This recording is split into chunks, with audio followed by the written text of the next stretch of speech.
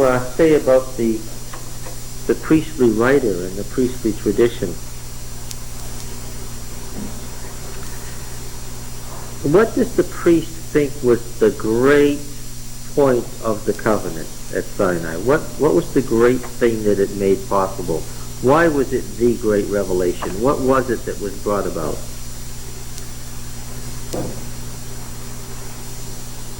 What happened there that had never happened before? What? Yeah, that's important, but not the ultimate significant thing. What happened at Sinai that had never happened? Yeah. Well, that was the sign of the covenant made at Sinai, and there had been covenants with signs beforehand. But what was the point of this covenant? What was made possible that wasn't possible before? Let's back up. Was there a covenant in creation at creation? Let's see if we can run through these covenants and get them straight, according to the priest now. According to the priest. Not the Yahwist or the Elohist, but according to the priest, what is the run of covenants? Can you say? BBD, that's a good sign. No, I want to run through the sequence of covenants and see if you got it. What was going on at creation? There was a covenant hidden in creation. Write this down if it didn't come through clearly. There was a covenant hidden in creation. Was it a revealed covenant? No. Everything that was going to be revealed in the subsequent covenants was present at creation but not revealed, including the Sabbath. It was all present at creation but not revealed, according to the priest. Where does the first covenant come? No. What do we call that covenant? I labeled it the covenant of blood, and its sign was the rainbow. Okay? And who was the God who made this covenant? Elohim. Good. Yes. All right. Now, what is the next covenant? Let's quote Cross's great line, more was revealed to fewer. Right? That's the idea of the priest in this sequence of covenants. More was revealed to fewer. What's the next covenant? Abraham, or we could say the covenant to the patriarchs, because in fact, Abraham, Isaac, and Jacob all get the same covenant, right? The covenant to the father. And what is this covenant? This is the covenant of promise. Right? What are the promises? The land, the people, the nation, and through the land and the nation on the land, a blessing on all mankind. Okay? The covenant of promise to Abraham, Isaac, Jacob. The sign of this covenant is circumcision. The God of this covenant is El Shaddai. Also revealed as El the kinsman, El the seer, El the bull, right? All the old Canaanite epithets for El Shaddai, the high God. Okay? Then what do we have next? Sinai, which is what? The covenant, what? The covenant of revelation. This is where it's all revealed. The covenant of revelation, and we have the full revelation of God,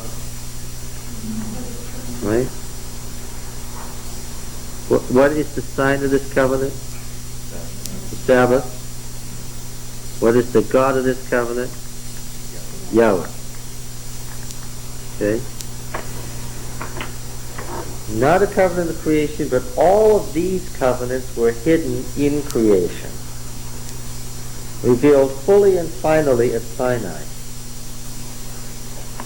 Okay? The priest says there isn't anything more to be revealed after Sinai. There's just the covenant to be worked out after Sinai. Have to put it into practice and production. There isn't any new revelation that needs to be made. There isn't any new covenant that needs to be made. What is there? Only that you have to return to that covenant, renew it, and make it again. Okay? The priest isn't saying there's any further covenant that we need to know about. That's why he deals interestingly with a couple more covenants that are described in the Bible. Okay? Before going on, I want to read this section. I'm going to read from Cross now, a couple of pages on this section of the priestly work. What is the section where we find the covenant? It's the seventh station of the Exodus. We already know that. That the seventh station of the Exodus is found from where to where. Everybody ought to be able to say the exact verses of the seventh station of the Exodus. Where's the covenant material found? Exodus 19:1 to Numbers 10:10. Inclusive. Every single thing in there is the priestly work. So I want to read Cross's summary of the seventh station of the Exodus. How many stations of the Exodus are there according to the priestly work? 12. Where did he get those stations from? You're doing good. Where did he get those stations from? Numbers 33. That's right. From, can you give a title to Numbers 33?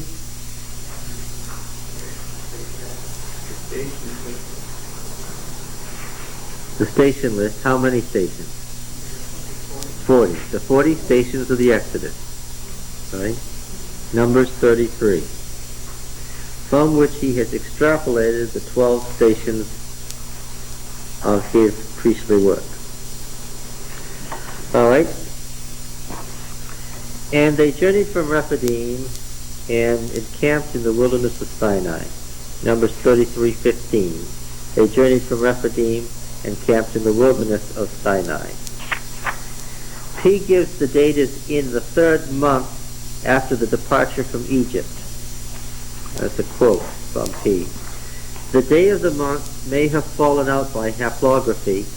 There can be no doubt in any case, listen carefully, there can be no doubt in any case that P chose the time of the arrival at Sinai so that the covenant meal of Exodus 24:3-8, drawn from E, fell on the Feast of Weeks, the 6th day of the 3rd month.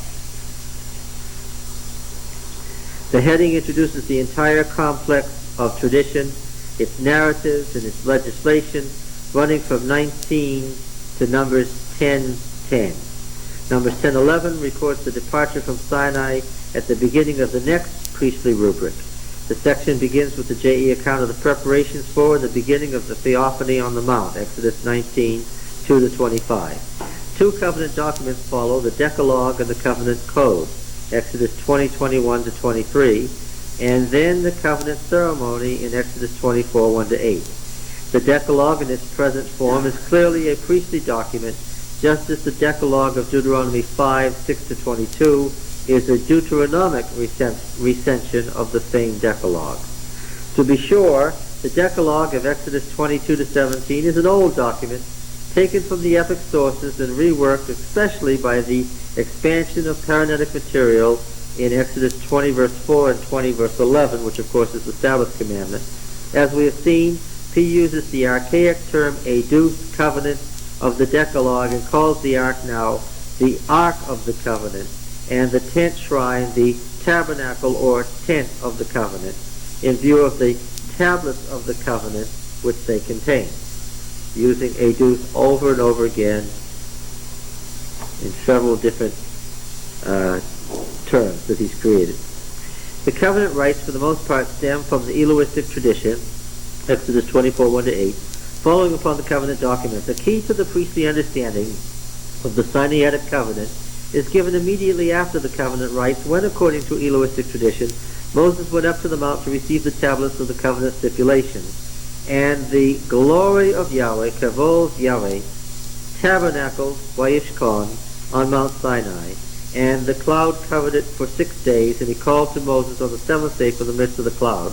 And the appearance of the glory of Yahweh was like devouring fire on the peak of the mountain.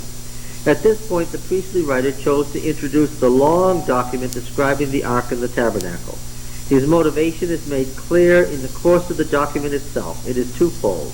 A, to prepare a shrine for Yahweh's tabernacling glory, which has come down on the mountain, and which, through the cultic paraphernalia of the tabernacle and its appurtenances, will accompany Israel from now on.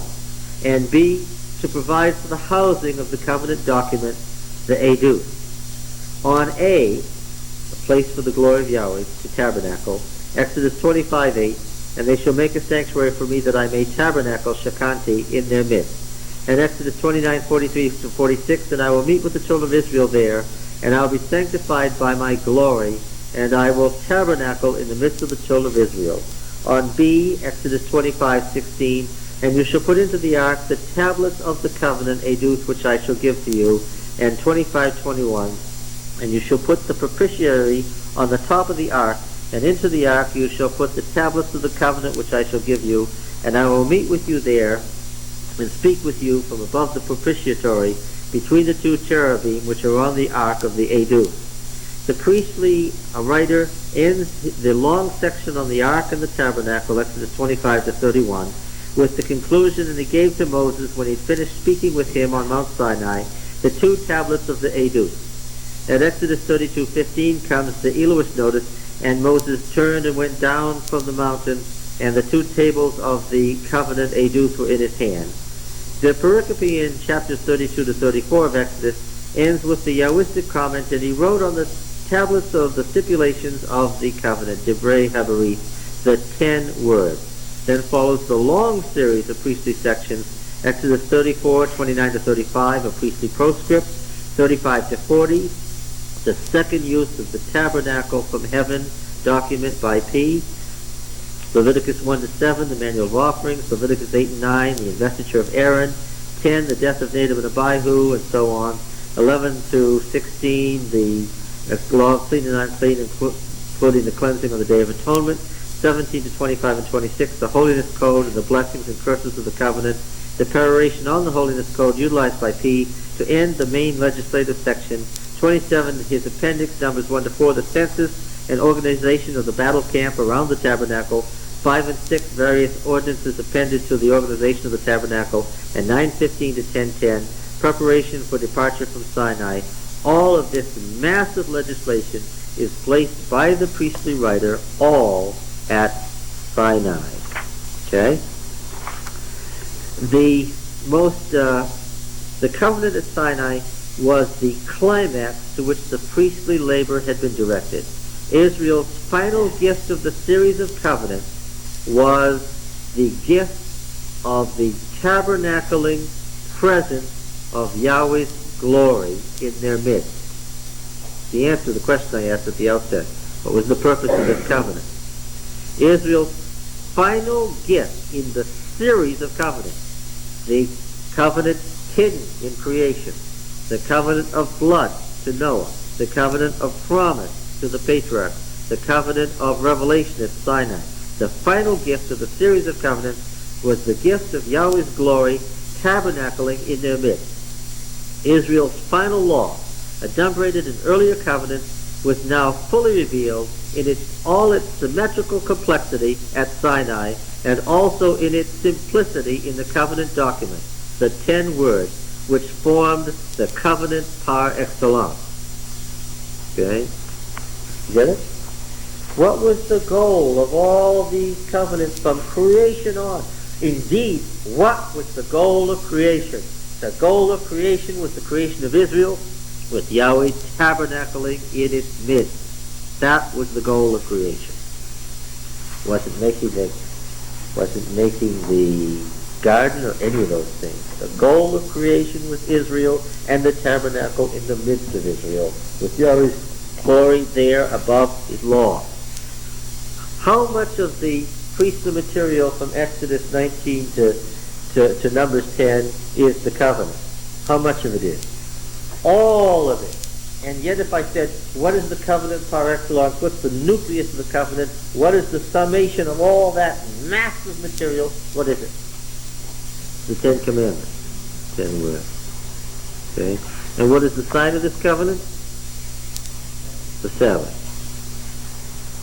This is the ultimate revelation of God. After this, there isn't anything else. There's nothing new, nothing further to be added. Now you've got it. What are you going to do? From here on in, it's try to, if you lose it, what? Try to get back to it. All right? Yes? Yes?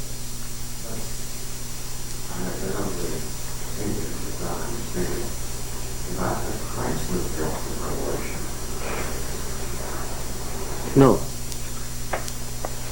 You're wrong. That's what happens if you read a piece of the Bible.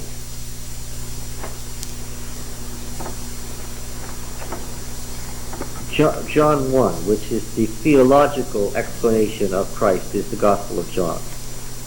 Not Matthew, not Mark, not Luke. John. Okay? John 1. Read there.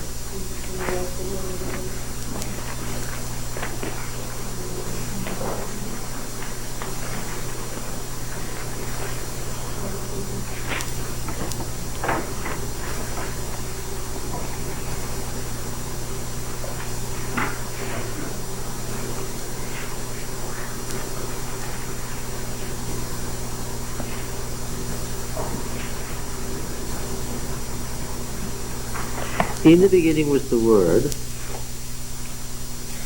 the Logos. Now, it would help here to know what Philonic Judaism said the Word was. What was the Logos? The Logos was the tabernacling glory of Yahweh that came down into Israel at Sinai. If you don't know that, you're off to a bad start in John 1:1. Okay? He is referring to this tabernacling glory that the priestly writer writes about. That's what the light is. In the beginning was the Word was with God, and the Word was divine. He was in the beginning with God. All things were made through him, and without him was not anything made that was made. Here we're referring to Genesis 1. In him was life, and that life was the light of men. And the light is shining on in the darkness, and the darkness has not overcome it or quenched it. It's a double entendre. There was a man sent from God whose name was John. He has to deal with the fact that there was a great messianic movement still in the late first century Judaism that said that John the Baptist was the Messiah. There was a man sent from God whose name was John. He came for a testimony using the Septuagint word for the Ark of the Testimony and so forth, using that laden priestly word to bear witness to the light that all might believe through him. He was not the light, but came to bear witness to the light. The true light that enlightens every man that was still coming into the world. Read light here as Shekinah. Okay? He was in the world, and the world was made through him, yet the world knew him not. He came to his own, and his own people received him not. But to all who received him, who believed in his name, he gave power to become the children of God, who were born not of blood, nor of the will of the flesh, nor of the will of man, but of God. He's this typical priestly terminology drawn right out of the priestly literature of Exodus and Leviticus. And so he says, and the Word became flesh and tabernacled among us, using the Septuagint word for Shekinah, this laden priestly term for the dwelling, tabernacling presence of the glorious Shekinah light. The whole chapter is dripping with priestly terminology from the priestly literature. If you don't know that, you can't read John and want to know what it's talking about. Okay? What is he saying this is? You know how the Kavod Yahweh came down and became the Shekinah that tabernacled in the tabernacle? What was that according to John? That was Christ. Yes. And this coming of Christ into the world is just the fulfillment of that revelatory act at Sinai. And he has Sinai literature all through here. And it is Philonic Judaism's view of the fulfillment of the covenant. Okay? For him to go beyond the covenant at Sinai would prove the dispensationalist point that there are other greater covenants later. See? Our whole point that the covenant at Sinai was the great and final revelation would be wrong if there were another covenant that superseded it later. Right? The scope is question my question. And satisfying the Ten Commandments or the ultimate revelation, then what was the purpose of Christ coming if it wasn't to expand on that law? What made it possible that we could receive life without completely obeying law? You talk in New Testament terms as if there was some point in the Old Testament when you couldn't completely obey the law once it had been given. It's outside the realm of biblical theology. It's the sort of Baptist thing that you get if you get some idea that there's a new covenant that superseded one at Sinai. Covenant of grace. Yeah. Yeah. Wasn't it to give that revelation here? Obviously, it's not that people understood completely what God's law was all about. And perhaps in the intervening hundreds of years. Yeah, to say a new commandment I give you to love one another when it's the same, when he's quoting the Old Testament, tells you that it's new in what sense? Yeah, it's new to them. Right, it's new to them, but it's not new in the sense of the flow of biblical theology, where it's just the same meaning of the same covenant with the same terminology and the same theological purpose. In other words, what you're telling me is Christ was the revelation of the Shekinah glory. Yes. Yeah. So, yeah. So you can't, you're going to ruin the priestly theology if you think that Christ's coming was a fuller revelation the second time than Christ's coming on Sinai was the first time. Yeah. Is the words of 9 and 14 are the same words used in the Septuagint? Or the 1:14, yes. 1:14, yes. Is that what you meant? Chapter 1, verse 9 and 14. Yes, right. That's the Septuagint word for the verb shakan, to tabernacle. And thank you for taking us over to John 1:14.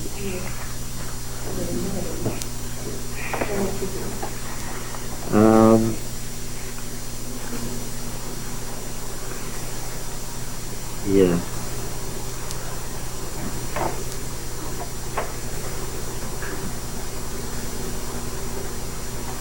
Okay, so the great goal of creation was the covenant at Sinai, the revelation at Sinai. And the great thing made possible by the covenant at Sinai was the tabernacling presence of Yahweh in Israel. Right? The Mosaic tradition would go along with that, with the 10 outside the camp. Yes, because that's a completely different thing, saying I couldn't even enter in among you.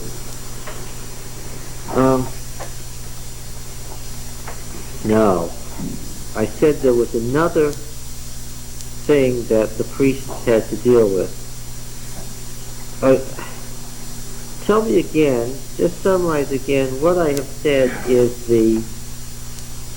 the time in which the priest is constructing this great work, the priestly work. What is the priestly work, anyway? As it now stands, what is it?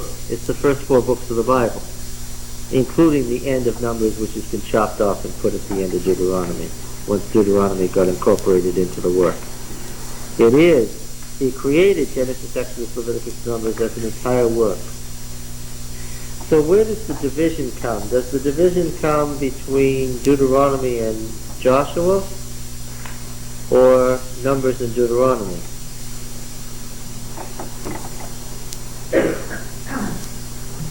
Well, we say the Pentateuch, the first 5 books of the Bible. That makes Genesis, Exodus, Leviticus, Numbers, and Deuteronomy a work and separates them from what follows. Joshua, Judges, and so forth. Is that the division? No, that's not the division. What is the division? The division is the Pentateuch and then the Deuteronomic history from Deuteronomy to 2 Kings. That's the division.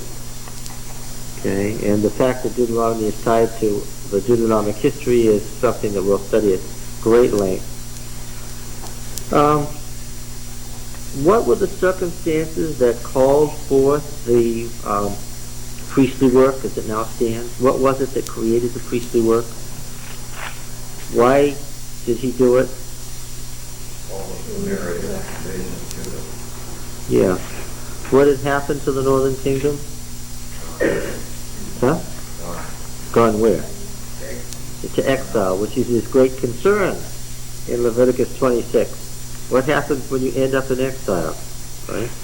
This also explains, and this is what scholarship has missed this point entirely, when he says that the congregation, the whole congregation, all Israel, moved from one place to another, what point is he making?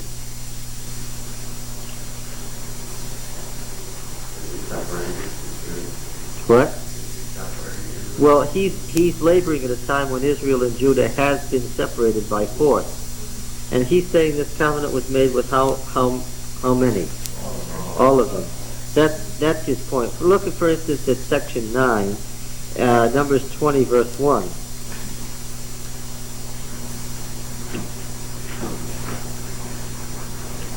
Scholarship has missed this point.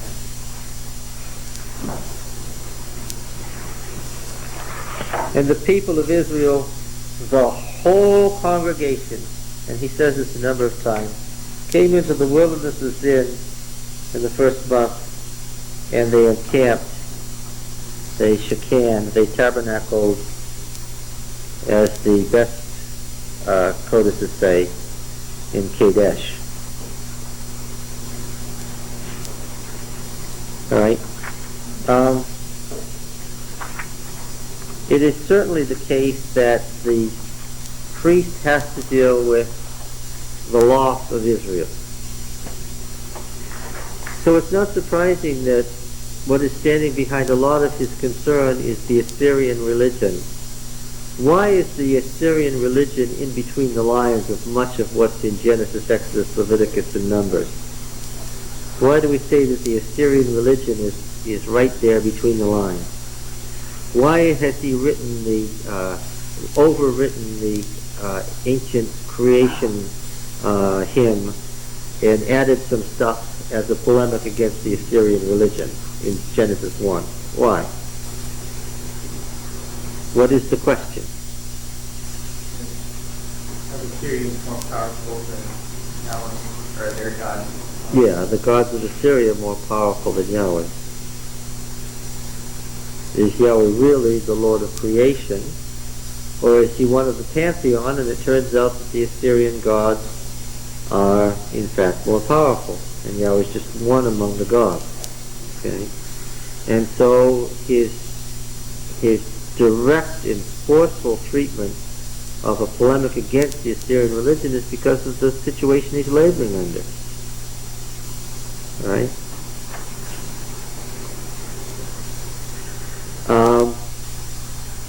Yes. Are we saying that the priestly writer wrote Genesis, Exodus, Leviticus, and Numbers?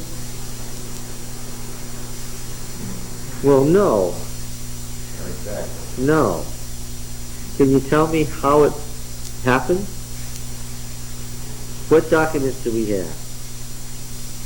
First of all, we have the epic. And who appears as soon as we say the Hebrew epic? What writers appear? And they themselves were drawing on even more ancient sources, but what writers appear to our minds immediately? The Elohists and the Yahwists.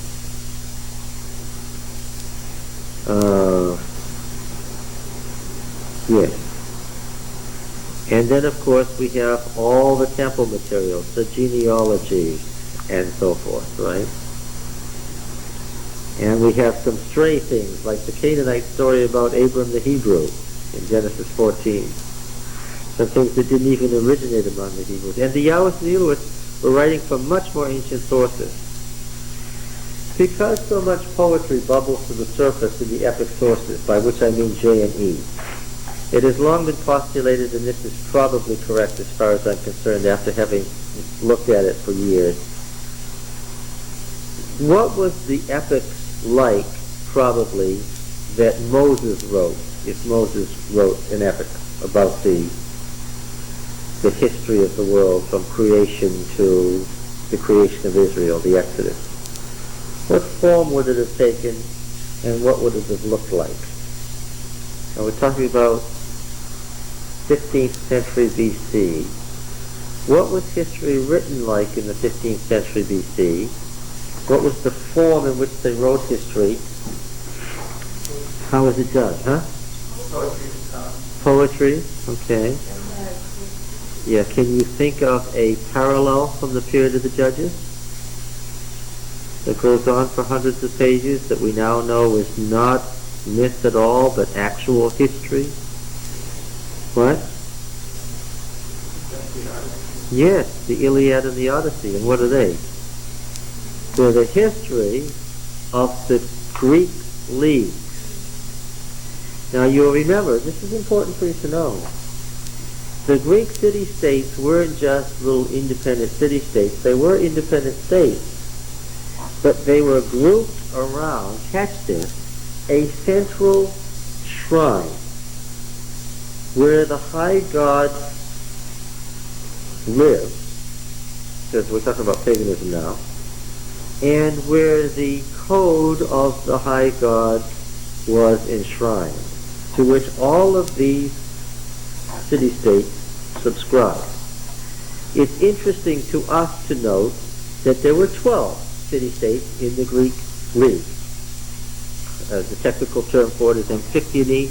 Amphictyony just means a league of independent states grouped around a central shrine, subscribing to a central religious code. Were there any other leagues of 12? Well, we find that Edom was a league of 12 city-states. We find that in Genesis. We find that Moab was a league of 12 city-states. We find that the Phoenician group along the plains of Palestine was a league of 12 states. Okay? And so it's not surprising that we find that in the period of Judges, what do we have? We have a league with a central shrine around which there were 12 states. And what were they bound together by? Not by a king, not by a common army, but by what? A common religion grouped around a central shrine. Now, if you want to know the history of that league in how did it come to be, how did these city-states happen to end up together worshiping the same God in Greece, what do? You go read the Iliad and the Odyssey, and you'll find out what? This is how it all came to be. Okay? And where was the Iliad and the Odyssey read? Folks might have read it at home, but where was it read? Yes. And the Greek Amphictyony had annual festivals and holy days where what? Where the tribal leaders and the great nobility of those tribes did what? They went to the central shrine and renewed covenant with the gods and with each other, re-entered covenant, and repeated in ritual and ceremony and the song of the Iliad the history of their covenant. And they reenacted it and re-entered it. Okay? Now, it happens that this went on all the way down to about the 10th century in Greece. During this period that we call in the Bible the period of what? What period is that? 14th, 13th, 12th, 11th century. What period is that in the Bible? That's the period of the Judges. Yeah. And the idea of a central shrine was a central covenant that held independent states together, and entering into that covenant again and again and again through ritual and through the recitation of the great epic that had made them a covenant is perfectly suited to the period of the Judges, and there's plenty of evidence, as we will see as we study the period of the Judges, that that's precisely what went on. Okay? Now then, this great epic in poetic form bubbles to the surface in many, many, many prose passages in J&E. Scholars generally believe today that J&E are the prosification. What a word, but do you understand what I mean? Because they wanted to stop and explain. They wanted to theologize. They wanted to dwell on certain points. They wanted to make certain theological points and historical points. And as soon as you stop and you explain and you expand and you insert material, what happens to your poem? It turns what? What? It's not a poem anymore. Yes. So, even though it's a horrible word, it describes exactly the process of prosification of the ancient epic. You see, even in Egypt, whence Moses had come, the way you told history was in these great epic poems. Okay? That's the way it was done. One reason that I don't think that Moses wrote the prose as it now stands is that in the days of Moses in the 15th century, guess what? How many connected prose narratives were there that we know of, that we can dig up from prior to and up to the 15th century BC? How many prose narratives were there? There weren't any. People didn't write in prose. They did write in prose in the sense that you can find some business documents that say so-and-so bought so many tins of oil from so-and-so and paid for it in the following manner. That's prose, but I don't think they thought of it in prose in the sense that we think of it. Right? It's not exactly a great novel, is it? The prose where you sit down and you write what happened and you write in detail about it and the different personalities and motivations, that didn't exist yet. Okay? So the prose Hebrew epic is something that developed from the great epic that started it all out. Now the prose epic and all this additional material that you need to know about the facts, when the scholars generally attribute this prosification of the original material to? No. When do we begin to see prose? Huh? Yes. Well, in the time of the monarchy, but from the beginning of the 10th century, where you have prose, and you've got a lot more people and a lot more diverse people, why did folks need to know a little bit more theologically and have a little bit more explained to them in the time of David? Why would it have been necessary to expand this material and to explain it more and to theologize on it a lot more? What? I think one of the shortcuts and begins now. Well, it was the reverse of what you're saying. Assimilation takes place on the people region. Israel was the descendants of Abraham, and those who belonged themselves to those descendants who made covenant at Sinai, right? That's what Israel was. But then there came a day when Israel wasn't that at all. What was Israel? Israel was anybody who one day woke up and found out, I'm a subject of King David. Right? And who did that include? Philistines, the entire Philistine Pentapolis, right? What? Moabites, all of the Moabites. Who else? Huh? The Ammonites on the south and the east. That was the battle that Uriah was murdered in to subjugate the Ammonites. Who else? The Moabites, the Ammonites, the Edomites, but those people were half Hebrew anyway because of the relationship to Abraham. But not the Philistines. And what else? For the first time, all those ancient Canaanite cities, the Jebusites, the Kenizzites, the Perizzites, all those localized Canaanites with their shrines throughout the central hill country, in David's day became what? They became Israelites. All the way up to Tyre, and all of the Aramean states that make up the kingdom of Syria today. You know, Hafiz el-Assad, the president of Syria with the high forehead, everything Damascus and all around it, Lebanon, all of that was what? That was now Israel. You sense the problem? And it also said the enemies of Israel had taken the ark. Israel is the land. Well, yes, up until, it was that disarray that caused what? That disarray that you just described caused what? Caused monarchy.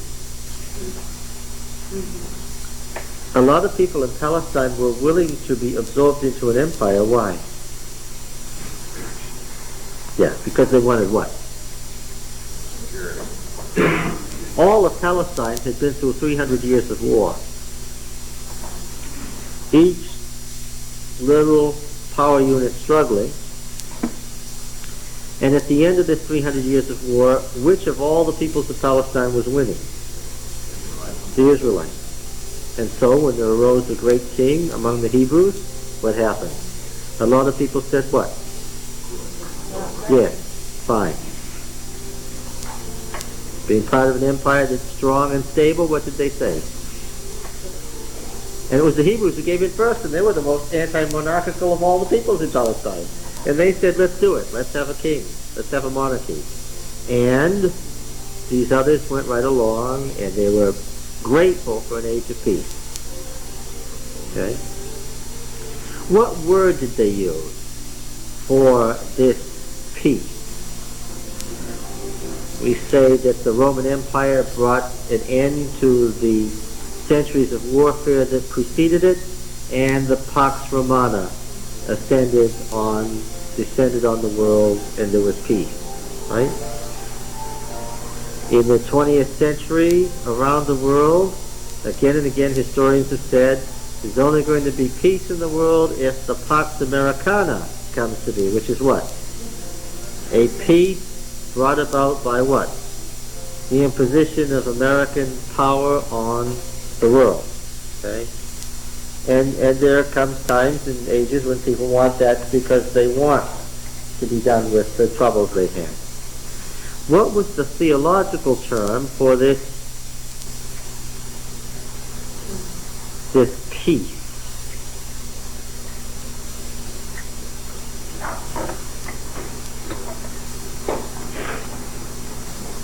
It's very important now.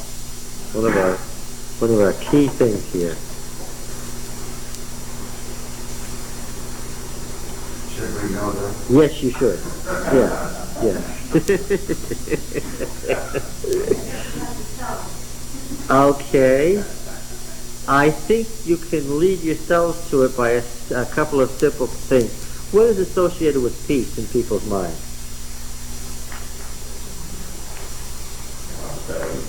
Prosperity, yes. Prosperity enough to be able to do what? Take vacations, exactly. Have slaves, yes. But if there's real prosperity, even the slaves can do what? Can rest. Yes, and have a Sabbath. I thought you'd never get there, Pete, but you got there rather directly. One of the things that happens is that God promises that they're going to enter into his rest. And Moses tells Joshua, take the people of the land and have them enter into God's rest. Right? The Sabbath became a theological symbol in P for something that was out there in the future that was part of the covenant revelation. They were supposed to enter into what? Enter into God's rest. Now, they had a real strong feeling during the period of the Judges that they hadn't entered into God's rest yet. Because the author of the book of Judges says what? They hadn't entered into God's rest. Why? Naphtali didn't subdue this, and Asher didn't subdue that, and Simeon didn't subdue that, and Dan didn't subdue that. So what? They didn't have rest from their enemies. Okay? Now, since the covenant of Sinai promised that they would enter into that rest, you could only see the covenant at Sinai as fulfilled when what?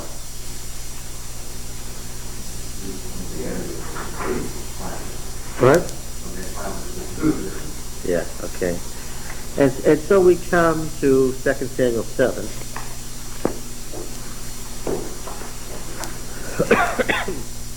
See, we're now on the subject of the other covenant that the priest has to deal with. We haven't told the whole story yet.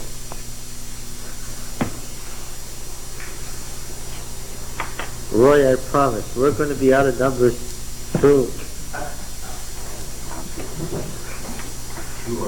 I'm sure of that. Yeah. Listen. Wait, no, I'm going to make the point of the theological division between the Pentateuch and the Deuteronomic history by having the slides between Numbers and Deuteronomy. No. No, the priest is way too subtle for us to just finish up with him. We haven't even dealt with his own time yet, have we? We haven't said a word about the religious revolution that he fomented. And at the rate this is going, you want me to leave him just anonymous?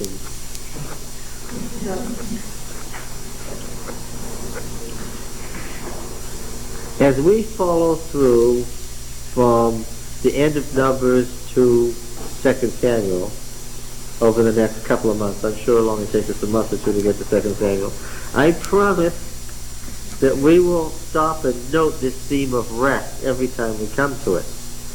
But here it is.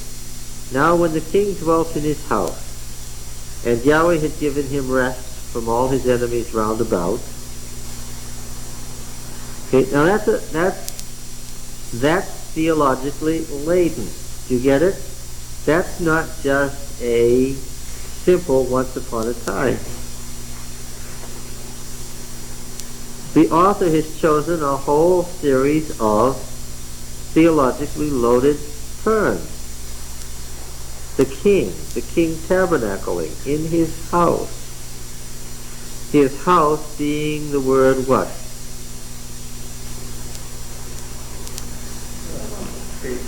Huh?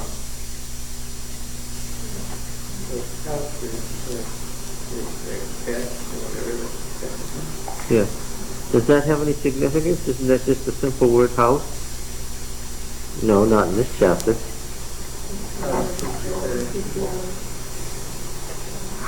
Yahweh had given him rest from all his enemies round about.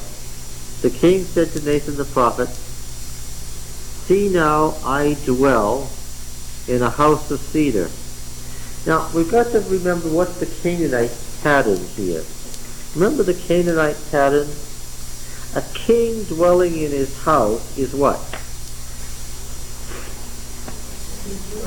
What? The same as a god in his temple. Because the word temple and palace are the same word in the Semitic languages. Okay, so isn't it just an unfortunate coincidence that the word for palace and the word for temple are the same word? No, it's not an unfortunate coincidence. Why? They didn't say the king is in his palace and the god is in his temple. They only had one word for that. Why? Yeah, because the king was what? The king was the divine being in his earthly human incarnation, right? And therefore, the king in his palace was what? God in his temple. Okay? Yahweh's given him rest from all his enemies round about. The king said to Nathan the prophet, "See now, I dwell in a house of cedar, but the ark of God dwells in a tent." Get the dwelling and dwelling business? David said, "I'm dwelling in a house of cedar." Does that mean he had a wooden house? What's a house of cedar? Yes. It's a stone palace with what? Cedar panels, rooms. And he's saying it's inappropriate for the king, especially in the Canaanite Empire, where the king is what? God, to be dwelling in this cedar palace. Why cedar? Because cedar. Everybody who lived in Palestine knew that cedar trees were the trees that came from the Garden of Eden. Had the Canaanites ever heard of the Garden of Eden? Well, of course they had. This wasn't strange, unusual stuff. Everybody knew that because these are the trees that have the incense already in them, they're what trees? These are the trees that came from the Garden of Eden. These are the sacred trees of the sacred grove. Right? You know, when David and Solomon in their 7-year co-regency finally did build that temple, there weren't courts like in Jesus' day of marble, court after court of marble that could hold hundreds of thousands of people, just barren courts. What were they? Well, read in several places in the Old Testament, what surrounded the temple? A grove of trees. Well, you certainly know that the high places were where? On every high hill, under every green tree. Have you heard that phrase? Yes. Good biblical phrase, right? Where would the temple be built? On a high hill in a grove of cedar trees. And that's how Solomon's temple was. We say Solomon's temple, David built it, but it's how Solomon's temple. All right? So, he had this cedar palace. And what did he say would be the appropriate thing in the Canaanite pattern? There ought to be a temple of cedar for the ark to dwell in, so that Yahweh can dwell as he dwells. The implication of his statement is that Yahweh's dwelling is the counterpoint to his dwelling, which is a thoroughly pagan idea. All right. Now, I'm sure that I read to you just before this that David had brought the ark to Jerusalem amidst great rejoicing, remember?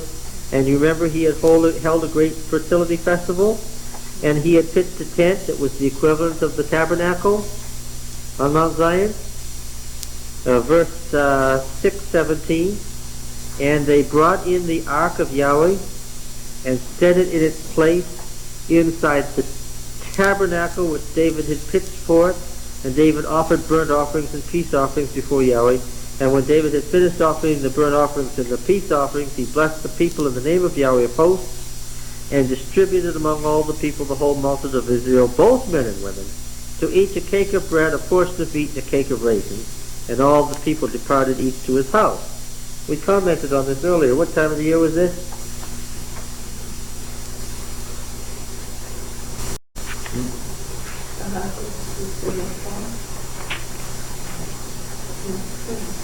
Yes, in the spring, of course.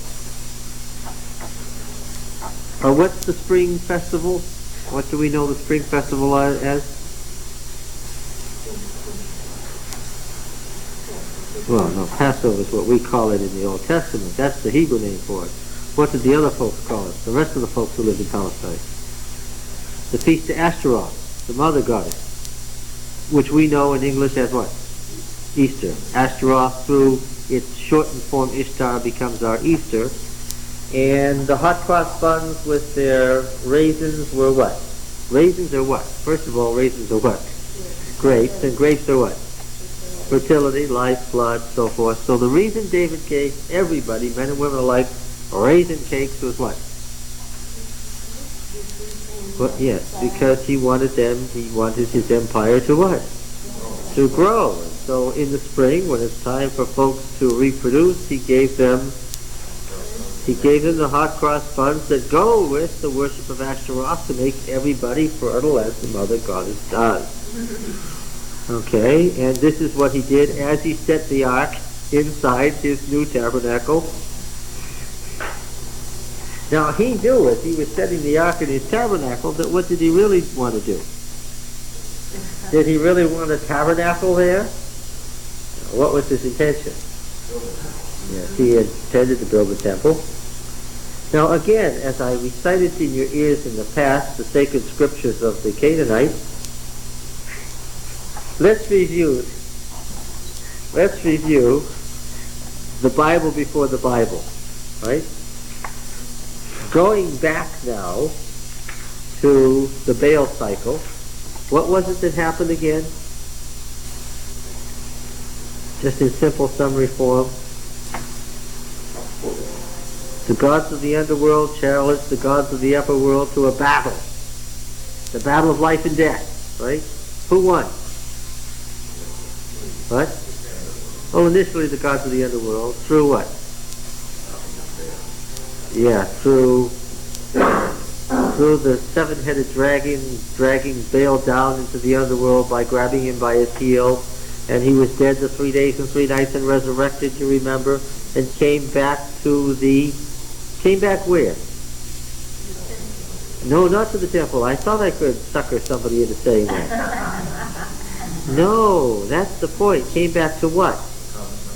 To the cosmic mountain. To what on the cosmic mountain? Baal's house. No, not Baal's house. You're making the same mistake she did. To what? To the Ohel Moed, to the tent of the meeting of the congregation of the gods. It was a tabernacle that El dwelt in, remember?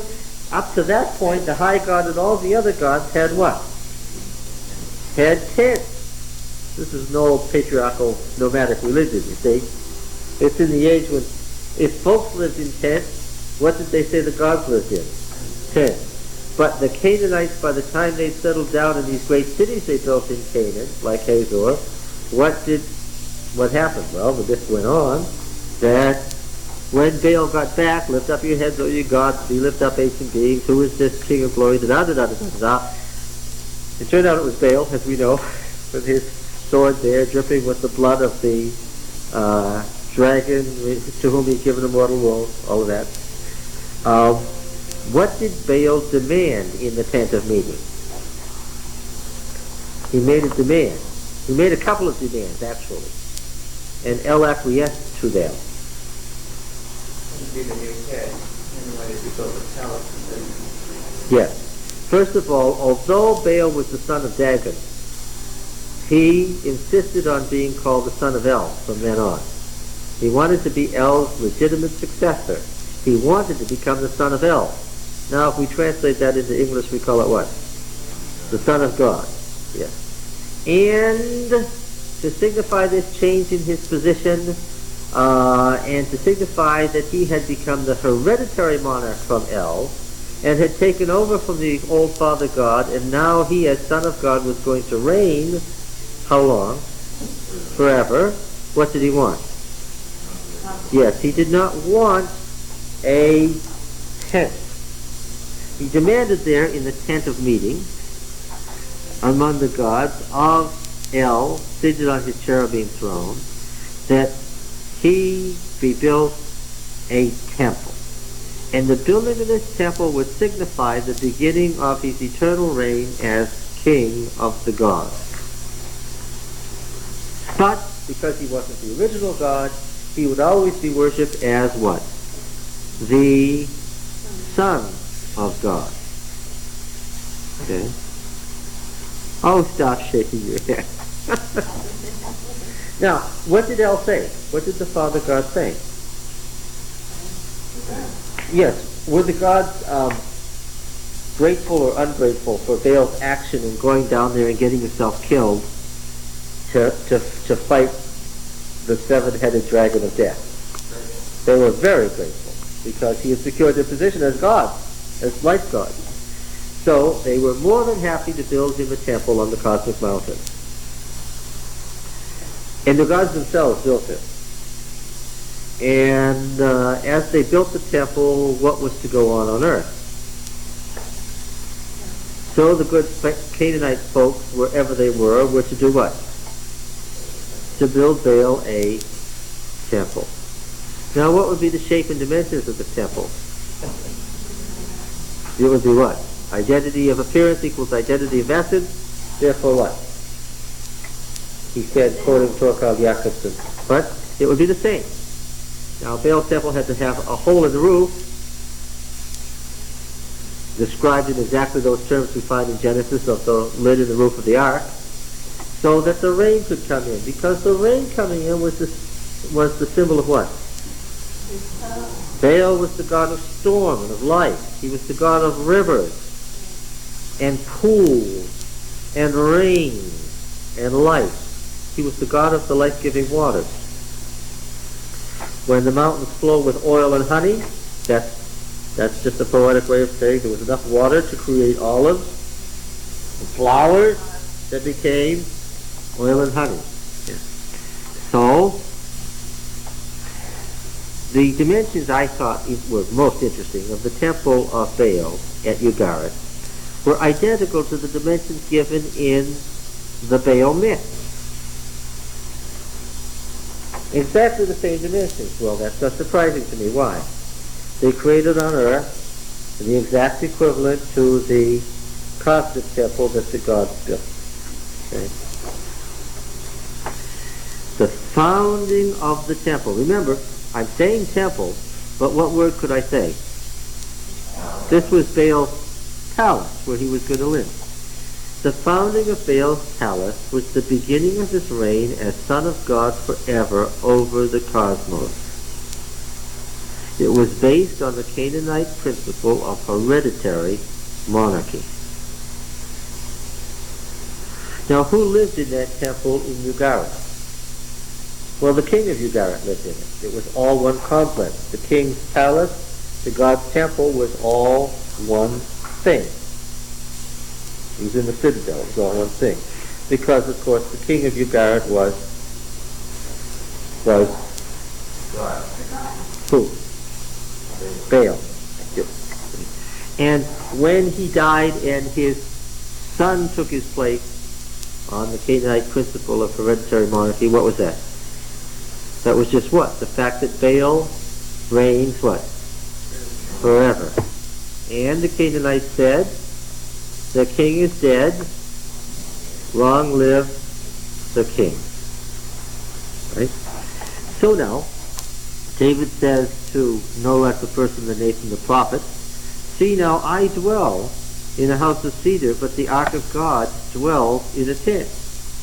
And Nathan said to the king, these people have been living in a city too long, said to the king, go do all that is in your heart, for Yahweh is with you. He had to have prophetic permission to do what he intended to do. What did he intend to do?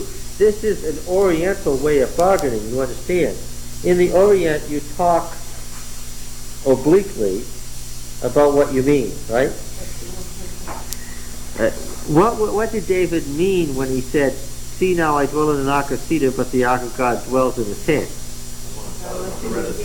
I want to have a hereditary monarchy.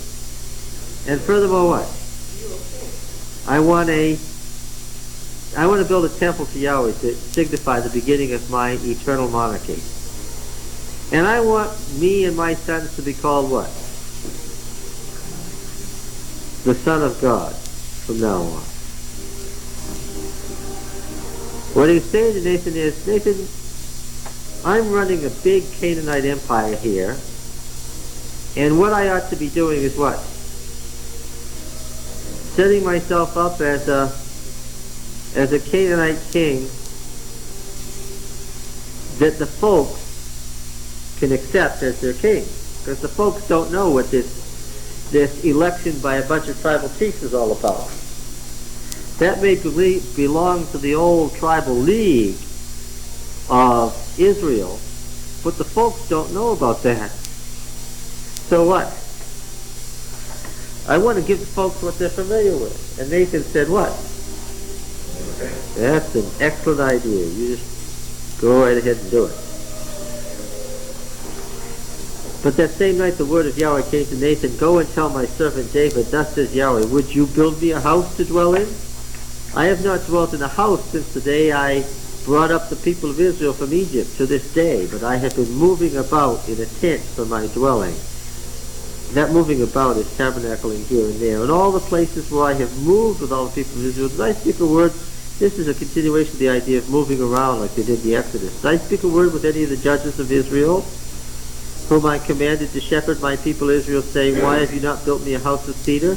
Now therefore thus you shall say to my servant David, thus says Yahweh of hosts, Yahweh Sabaoth, the old name, warrior name from the Exodus. I took you from the pasture, from following the sheep, that you should be prince over my people Israel. And I have been with you wherever you went, and have cut off all your enemies from before you. And I will make for you a great name, like the name of the great ones of the earth. And I will appoint a place for my people Israel, and plant them, that they may dwell in their own place, and be disturbed no more.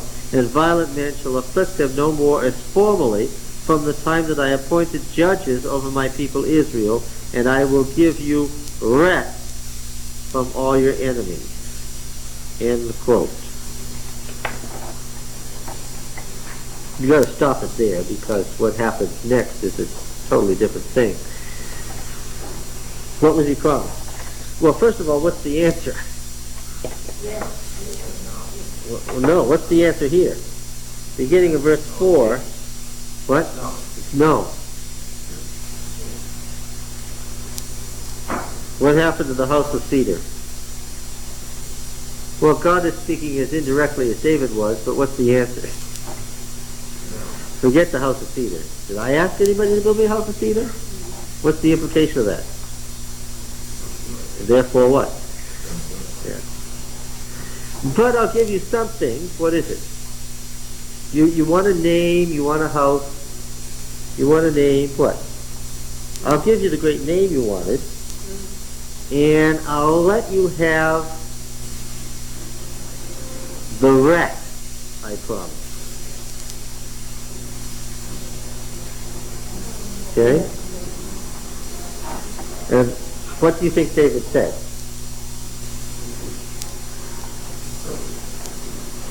No, see, the problem is that you still think David is quite a hero, and he was a great hero, one of the great giants of faith, but he wasn't just a great giant of faith, he was also a great politician.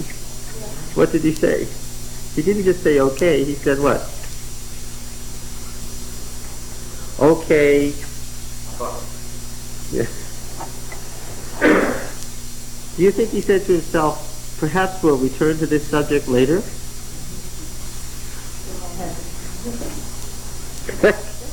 Was this the last David thought of the idea? I remind you, before he laid his body down for the last time and closed his eyes for the last time, what had he seen? He had seen this temple that he was just told not to build. Now, that's what is interesting about verse 11. Beginning in 11b, there's a different oracle. Now Yahweh declares to you that Yahweh will make you a house. Here's the house business again. When your days are fulfilled and you lie down with your fathers, I will raise up your offspring after you who shall come forth from your body, and I will establish his kingdom. He shall build a house for my name, and I will establish the throne of his kingdom forever. What is this? That's a hereditary monarchy. And what's the symbol of hereditary monarchy? Huh? The temple, the house. He shall build a house for my name, and I will establish the throne of his kingdom forever. I will be his father, and he shall be my son. Well, that's what El said to Baal in the Baal myth. Verbatim, folks, word for word.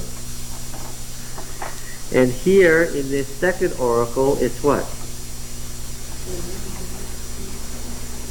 Yahweh says to the house of David, you will have a hereditary monarchy.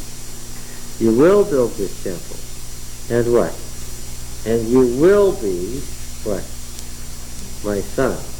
So that the people could address the king as what? Son of God. If he commits iniquity, I will chasten him with the rod of men and with the stripes of the sons of men, but I will not take my steadfast love. This chesed, or steadfast love, is covenant grace. The old priestly term for the unchanging or unfailing faithfulness of God in keeping his covenant. It's a covenant term. It comes right out of the Sinai covenant. From him as I took it from Saul, whom I put away from before you. And your house and your kingdom shall be made sure forever before me, and your throne shall be established forever. So that's what the house was doing in the first verse. Now when the king dwelt in his house, because he's about to infuse that with theological implications. The house of David is what?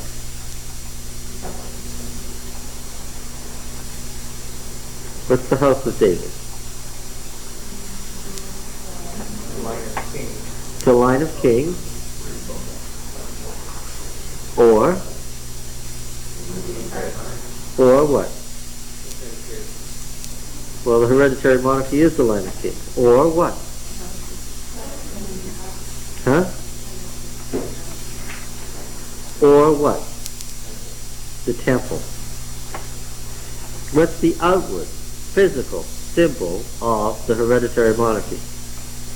The temple. And the temple standing is a sign that what? That the line of David is standing. House. It's a pun. The house is the temple. The house is the hereditary monarchy. Son of God, son of David.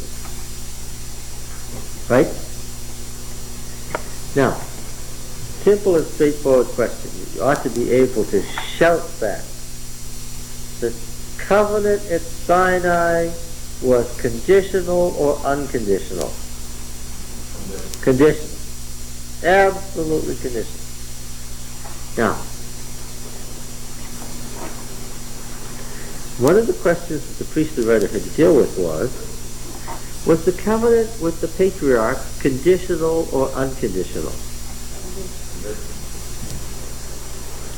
Well, how was it understood? God said what? Came and said what? Well, let's go back to Genesis 12.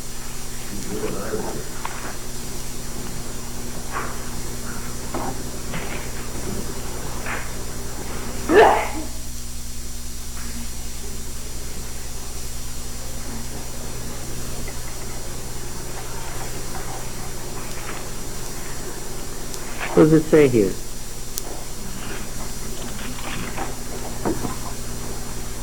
Yahweh said to Abram, go from your country and your kindred and your father's house to the land that I will show you, and I will make of you a great nation. I will bless you, and I will make your name great, so that you will be a blessing. And I will bless those who bless you, and him who curses you I will curse, and by you all the families of the earth shall bless themselves.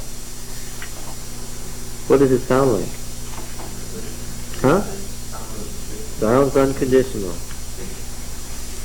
What? Wait a minute. It depends on Abram going. If he doesn't believe it, it doesn't go, it doesn't happen. Period. Ah, yes.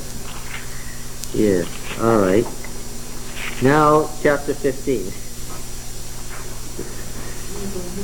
After these things, the word of Yahweh came to Abram in a vision. Fear not, Abram, I am your shield, and your reward shall be very great. But Abram said, O Lord God, what wilt thou give me? For I continue childless, and the heir of my house is Eliezer of Damascus. And Abram said, Behold, thou hast not given me any offspring, and the slave born of my house shall be my heir. Behold, the word of Yahweh came to him, This man shall not be your heir, but your own son shall be your heir. And he brought him outside and said, Look toward the heaven, and number the stars, if you're able to number them. Then he said, So shall your descendants be. And he believed the Lord, and it reckoned it to him as righteousness. And he said, I am Yahweh who brought you from the Ur of the Chaldeans to give you this land to possess. He said, O Lord God, how shall I know that I shall possess it? And then he goes through the covenant ceremony, right? And it says in verse 16, They shall come back here in the fourth generation, for the iniquity of the Amorites is not yet complete. And he says, Then, when the sun had gone down, it was dark, behold, a smoking fire pot and a flaming torch passed between the pieces. On that day Yahweh made a covenant with Abraham, saying, To your descendants I give this land from the river of Egypt to the great river, the river Euphrates, the land of the Kenites, Kenizzites, Kadmonites, Hittites, Perizzites, Rephaim, Amorites, Canaanites, Girgashites, and Jebusites. How does it sound? Sounds unconditional. So it talks about him believing. Does that imply that because he believed, he got the blessing? Chapter 17. When Abram was 99 years old, Yahweh appeared to Abram and said to him, I am El Shaddai, walk before me. Who's writing here? And be blameless. And I'll make my covenant between me and you, and multiply you exceedingly. Who's writing here? Then Abram fell on his face, and El said to him, Behold, my covenant is with you, and you shall be the father of a multitude of nations. No longer shall your name be Abram, but your name Abraham. For I have made you the father of a multitude of nations. I will make you exceedingly fruitful, and make you nations of you, and kings shall come forth from you. And I'll establish my covenant between me and you and your descendants after you throughout their generations, for an everlasting covenant, to become God to you and your descendants after you. And I'll give to you and your descendants after you the land of your sojourning, the land of Canaan, for an everlasting possession. I'll become their God. And God said to Abram, As for you, you shall keep my covenant, you and your descendants after you throughout the generations. This is my covenant which you shall keep between me and you and the descendants after you. Every male among you shall be circumcised in the flesh of your foreskins as a sign of a covenant between me and you. He that is 8 days old among you shall be circumcised, male throughout your generations, born in your house or bought with money of any foreigner. Both he that is born in your house and he that is bought with money shall be circumcised. So my covenant shall be in your flesh. Any uncircumcised male who is not circumcised in the flesh of his foreskin shall be annihilated from his people. He has broken this covenant. And as for Sarah, and so forth. Who is writing here? We've got laws, and we've got a covenant ceremony, and so forth. P is, this is P. And did you notice? It's very interesting. When Abram was 99 years old, Yahweh appeared to Abram and said to him, I am El Shaddai. Yahweh appeared. But said, I'm El Shaddai. He's following, remember, he never lets you get to Yahweh so you get to Sinai. I am El Shaddai. Walk before me and be blameless. And he puts it in the conditional.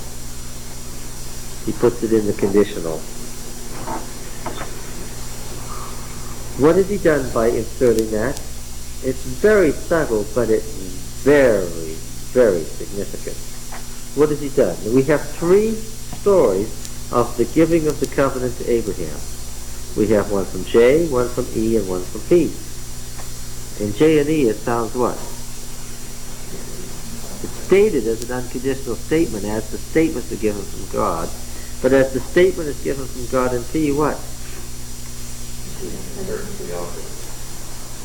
The response of the person is part of the covenant deal.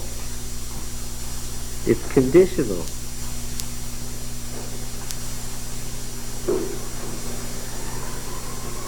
Now when the priest elaborates on the covenant at Sinai, as he does, at length, there's one thing we know for sure by the time we're done with 19:1 Numbers 10:10. What do we know for sure? The covenant is conditional on all sorts of things happening on Israel's part. Okay? Yes. What does not be one of the Oh, yeah. Well, we don't know yet. There. And if you're reading through for the first time and you're a Canaanite and you get to this and you raise your hand and say, what does walk before me and be perfect say? The Israelite priest who had been sent by David to live in your city to teach you the law would say what? Well, yeah. When we get to Mount Sinai, you'll find out. Because is what walk before me and be perfect means explained there? Oh, yes. What is it? What does it mean? Say it in simple terms. What does it mean? What does it mean?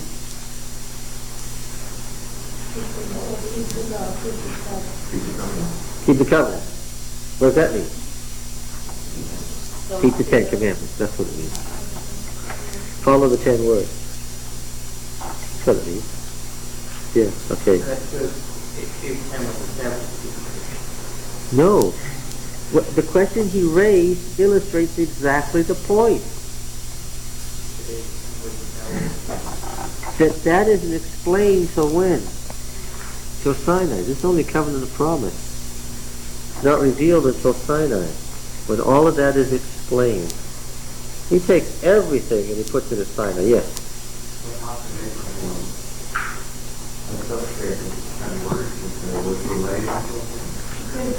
He could. The only thing El Shaddai laid on him was what?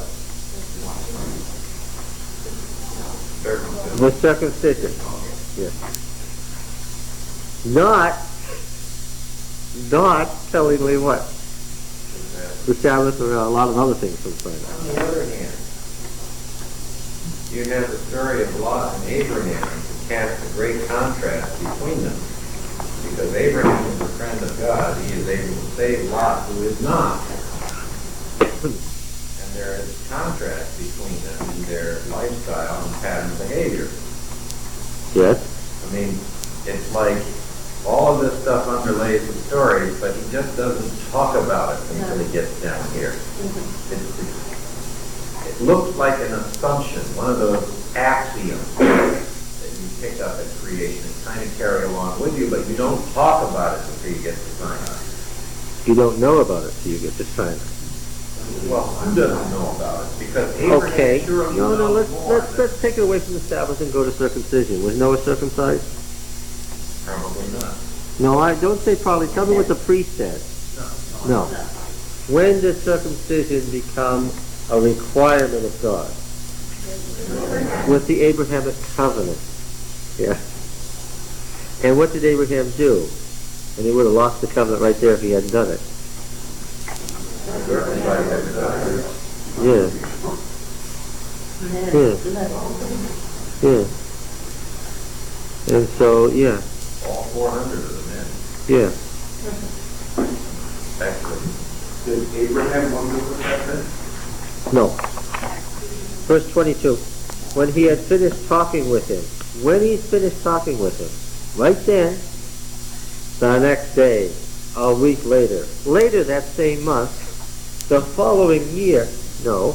When he had finished talking with him, God went up from Abraham, and Abraham took Ishmael his son, and all the slaves born in his house, or bought with his money, every male among the men of Abraham's house, and he circumcised the flesh of their foreskin. When?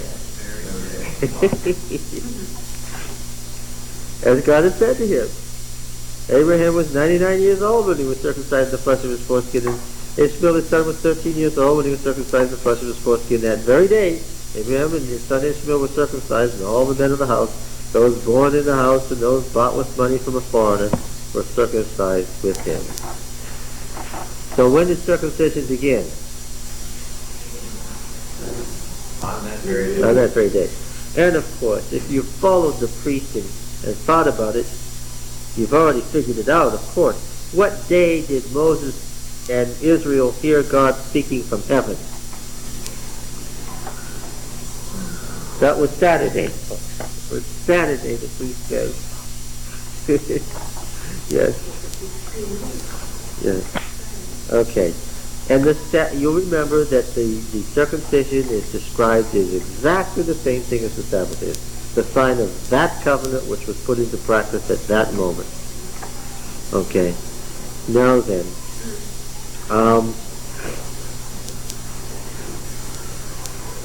what we're following here, the theme we're following here is conditionalism versus unconditionalism. What is the problem with the covenant with the house of David as stated in 2 Samuel 7? What? It looks unconditional.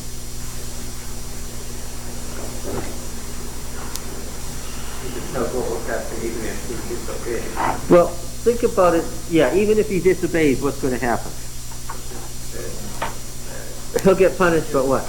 He'll get disciplined, but what? Is the hereditary monarchy going away?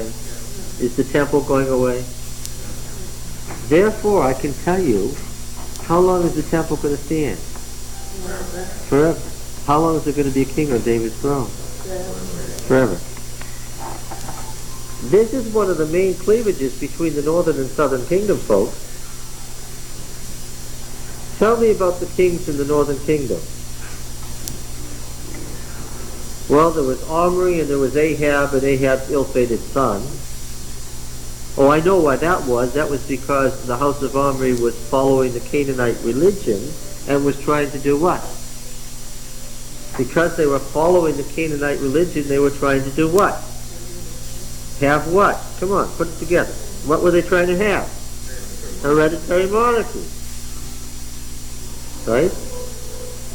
And there were a couple of other folks who what? Had a father in Israel who had what? A son who was murdered. Why? Because the folks in Israel, did they want to have this Canaanite system? No. Now we know that our friend Jeroboam wanted to have the counterparts of the house of David. Jeroboam wanted his sons Nadab and Abihu, or Abijah, to be what? You know, I was thinking about it. The priest couldn't call the guy Abijah. He could not say Abijah. He couldn't say Yahweh is my father of Aaron's son, because Aaron was already far too ancient. How old would his sons have been? Before Yahweh. He was before the name Yahweh was known.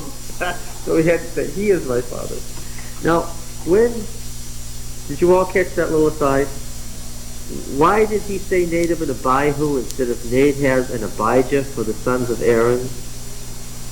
Well, we know that Jeroboam's sons were Nadab and Abijah, but he calls them Nadab and Abihu, talking about Aaron's sons. Why did he name him Abihu? He is my father, rather than Abijah. Yahweh is my father.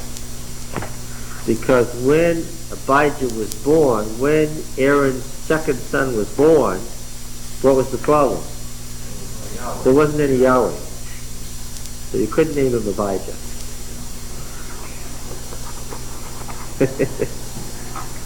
Right, Richard?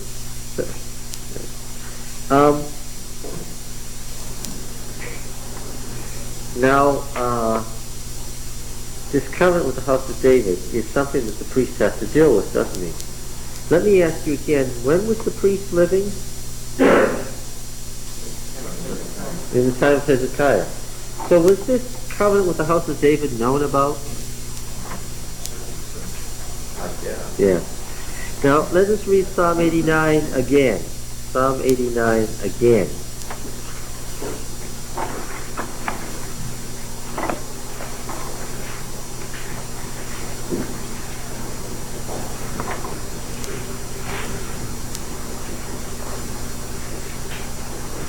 I will sing of thy... This is the opening stanza that tells what the psalmist is writing about.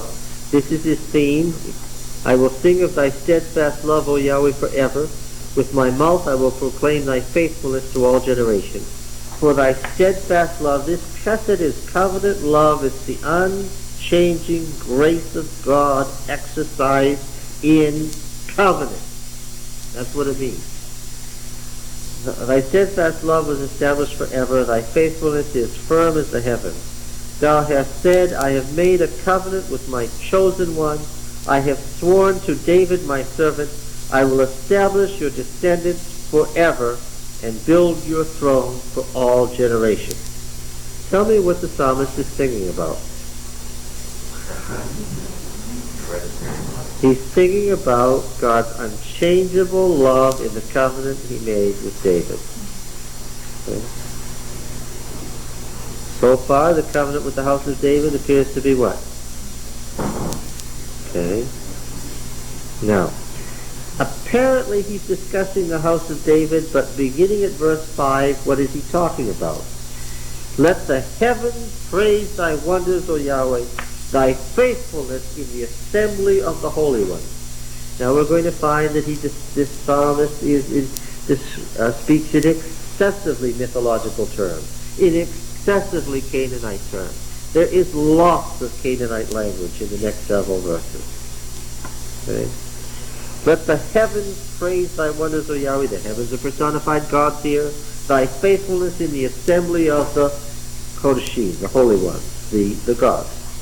For who in the skies can be compared to Yahweh? Who among the heavenly beings is like Yahweh? Is God the divine counsel of the gods? And who is the God par excellence? Who is the ultimate God? Yahweh. No other comparable God, but what? There is what? Well, there's no other comparable God. There is what here? There are other gods. A God feared in the counsel of the Holy One. Great and terrible above all that are round about him. He's the awesome God among the gods. O Yahweh, God of hosts. Look at the expansion of Yahweh Sabaoth. Who is mighty as thou art, O Yahweh, with thy faithfulness round about thee.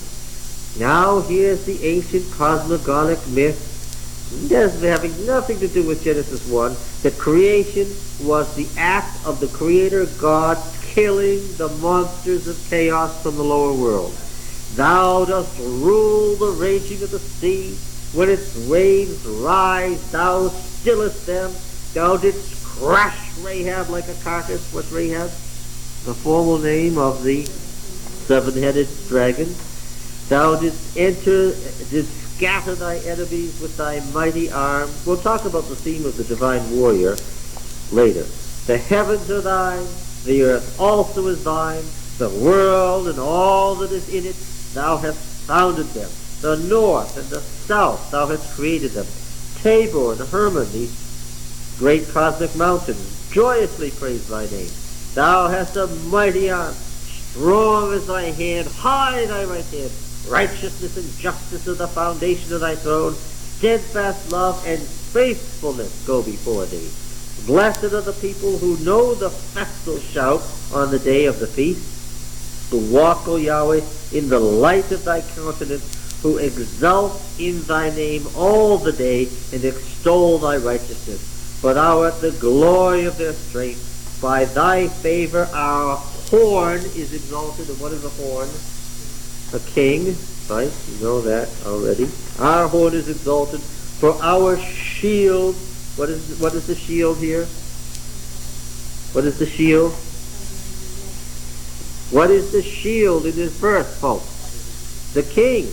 For our shield belongs to Yahweh, our king to the Holy One of Israel. Can you read a parallel couplet yet? The horn is what? The king. The shield is what for now? The king. Good. Oh, he finally... Wait a minute. I thought the opening verses of this psalm said he was talking about God's covenant love to the house of David. And instead, he starts talking about God's rule over the cosmos. How he is the incomparable God among the gods of the heavenly council. How he is the God who created the cosmos by crushing the chaos monsters. How did all that cosmic mythology stuff from the Canaanite religion get into a psalm about the house of David?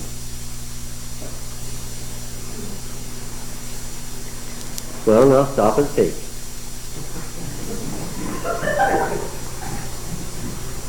A king on earth is what? Is the counterpart to what? The role of the king in heaven. As you described Yahweh's rule over the gods, you were describing what? Yahweh's king's rule over the other kings of the earth. Right? So has he departed from his subject, God's covenant faithfulness to the house of David? No. And now he turns to the earthly half of this equation. Of old thou didst speak in a vision to thy faithful one and say, I have set the crown, the faithful one being the prophet, I have set the crown on one who is mighty, I have exalted one who is chosen from the people, I have found David my servant, with my holy oil I have anointed him, so that my hand shall ever abide with him. Right? My arm also shall strengthen him, the enemy shall not outwit him, the wicked shall not humble him, I will crush his foes before him, and strike down those who hate him. My faithfulness and my steadfast love shall be with him, and in my name shall his horn be exalted. Okay. I will set his hand on the sea, and his right hand on the rivers. David becomes Baal here. I will set his right hand on the sea and his right hand on the rivers. He shall cry to me, Thou art my Father, my God, and the rock of my salvation. Because, of course, David is what? The Son of God. I will make him the firstborn, the highest of the kings of the earth, as Yahweh is the highest of the gods. My steadfast love I will keep for him forever, and my covenant will stand firm for him. I will establish his line forever, and his throne as the days of the heavens. If his children forsake my law, and do not walk according to my ordinances, if they violate my statutes and do not keep my commandments, then I will punish their transgression with the rod and their iniquity with scourges. But I will not remove from him my steadfast love or be false to my faithfulness. I will not violate my covenant or alter the word that went forth from my lips. Once for all, I have sworn by my holiness, I will not lie to David. His line shall endure forever. His throne as long as the sun before me. Like the moon, it shall be established forever and stand firm while the skies endure. The throne of David has now become part of the cosmos. It's what? It's like the sun, the moon, the stars. It's part of the fixed order of creation. And this covenant is described what? And when Dr. Frost says it's written in excessive terms, that's putting it mildly. How is the covenant to David here? To put it mildly, it's unconditional. As long as there's sun, moon, and stars, what? There's going to be a throne of David. Now that was the state religion of Judah. That was the state religion of Judah. There's always going to be a throne of David, and what? And there's always going to be what? A king on his throne, and what? What's the outward symbol of the house of David? The house that sits on the cosmic mountain. It's impregnable. So we had developed the inviolability of the temple and the house of David. This was a fixed point in the state religion of Judah. The unconditional covenant with the house of David. What? Ah. Oh. Okay, she says, but the temple was destroyed. Would you read with me verse 38? But now thou hast cast off and rejected, thou art full of wrath against thy anointed. Thou hast renounced the covenant with thy servant.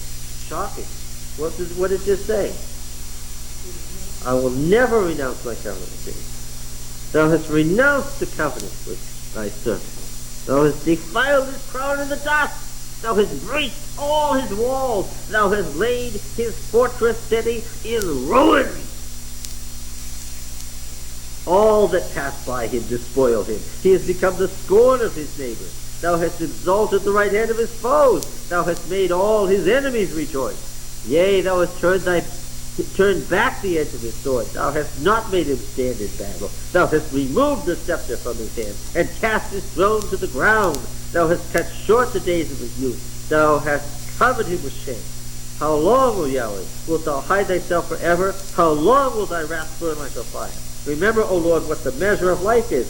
To what vanity thou hast created all the sons of men.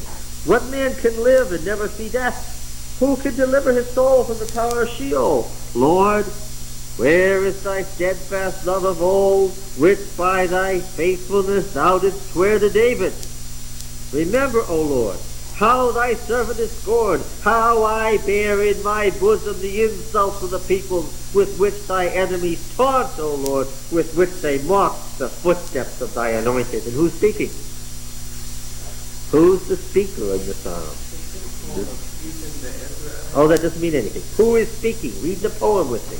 Don't muddy the issue up at this important point. Who is speaking? The king, the Davidic king is speaking.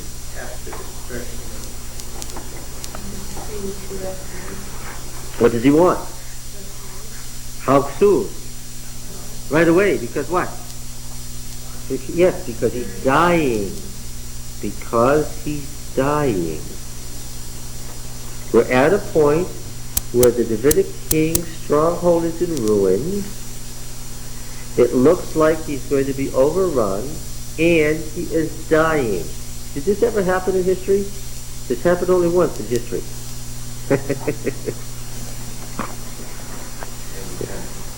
What? What happened at the very moment that Sennacherib had him surrounded? At that moment, it says, Hezekiah fell ill, and the prophet came to him and said what? He had no children, he had no male children, and the prophet came to him and said what? Set your house in order, for you are going to die. Good. Who else was alive at the same time?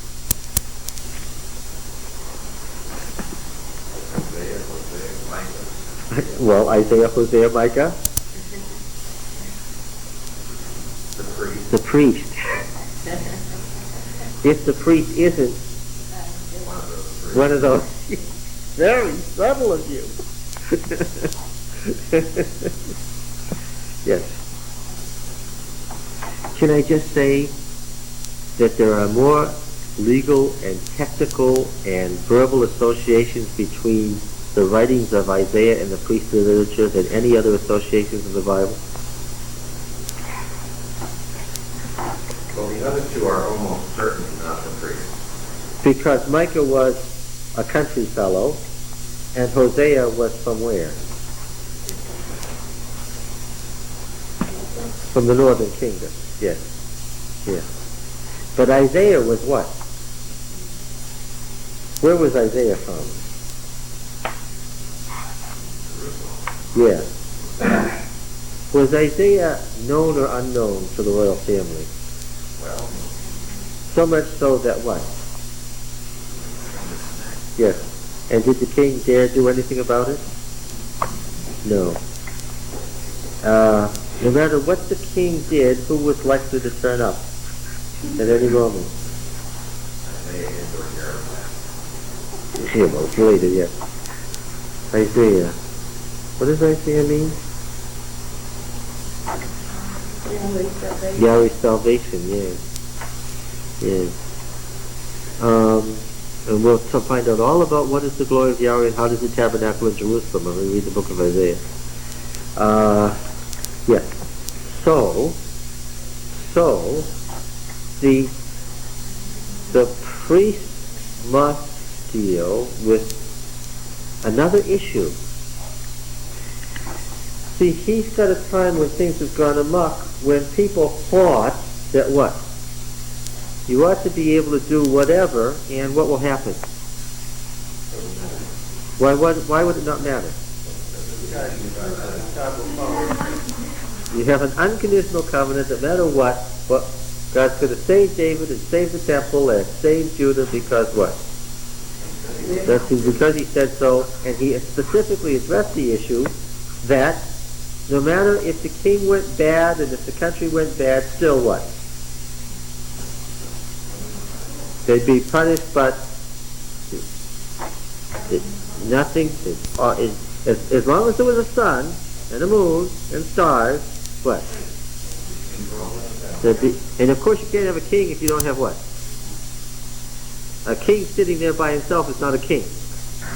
The inviolability of the throne of David was the inviolability of what? The kingdom of Judah. And this was a religious fight, a bitter fight between Israel and Judah. Because Israel said what? The folks in Israel, as we'll see when we read Deuteronomy, said what?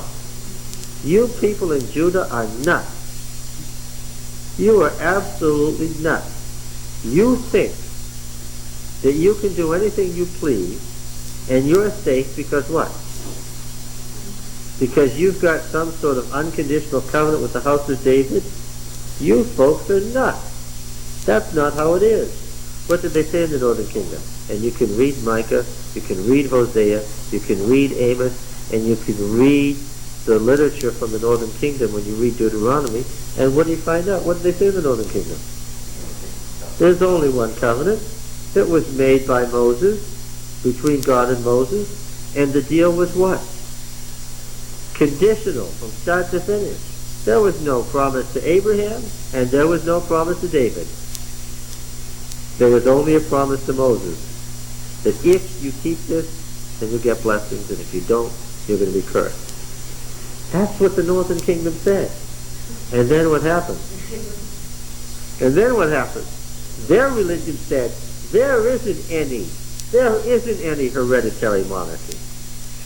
And they had to fight against it a lot more firmly. Their prophets had to worry about this Canaanite influence stuff. It's all very well for those southerners to sit down there in their southern desert and have their Canaanite temple and their Canaanite theology and so forth. But folks in Israel can't afford that. Why? If you're Elijah or Elisha, you can't afford that. Why? Because your coastal plain stretches right out to where? Because your port cities are named Tyre and Sidon and Byblos, and all your trade comes from your Phoenician citizens. And their religion is what? The Canaanite religion. And if you start following the Canaanite ideas, what are you going to end up with? Said Jehu. Yeah. See, Jehu said, if you start having a grandson, a grandfather, and a son, and you still got a grandson on the throne, from some house that just because they're wealthy says, we're blessed by Baal, and Yahweh's given us a perpetual religion, what are you going to end up with? You're going to end up with a Canaanite religion. And if you have that, since there's a conditional covenant, what will happen? We're all going to go away into exile. So what did Jehu say? He said, we have a solution for this. Yes. Yes. And then he said, and who are you folks? Oh, we're the princes from the house of David down in Judah. We're just up here visiting our cousin. And Jehu said, you're who again? We're the princes from the house of David. We don't have anything to do with this. We're the royal house from down south. And Jehu said what? Yeah. And then Jehu said, listen, I want you guys not to tell anybody what I did with the royal house in Jezreel. Don't tell anybody that they're all dead. proclaim a fast. This is how they did it in the northern kingdom. Proclaim a fast to Baal. You get all the Baal worshippers and promise them that the new king is the most faithful Baal king that they've ever had. And I'm just going to throw over the Yahwist religion entirely. Tell them that we're finally done with Yahwist, that Baal finally has a king. And get all the folks here and tell them I'm going to open the treasure house and I'm going to give them all the fertility symbols and everything. Get them all in the temple to Baal, right?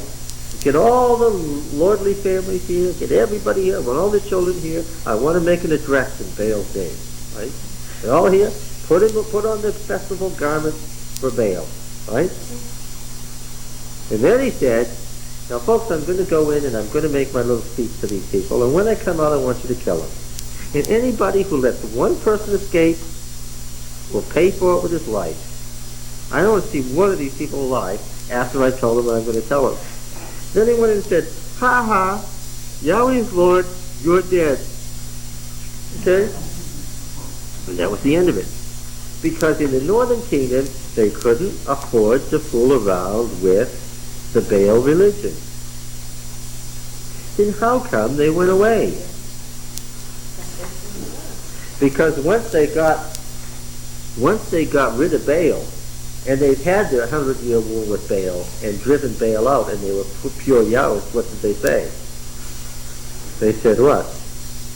Now Yahweh will reward us for what? For being good folk. And then what happened? And then, having become legalists, what did they turn? They turned real evil. But they weren't Baal evil, they were what? They were Yahweh's evil. Were they still faithful worshippers of Yahweh? Yeah. Well, yes. And when they crowded into the temple at Bethel, who were they worshiping? Yahweh. And, according to Deuteronomy, when they worshipped and burned incense on every high hill under every green tree, who did they burn incense to? Yahweh. And then what? And then they all of them went into exile worshiping Yahweh. See, now the priest knew all this, didn't he? He had to deal with all of that and all of the questions that raised. Especially since, what did a lot of those good Yahwists do when they saw that the northern kingdom was about to collapse and be overrun by Assyria? What did they do? They gritted their teeth. And they said, we hate to do this, but what?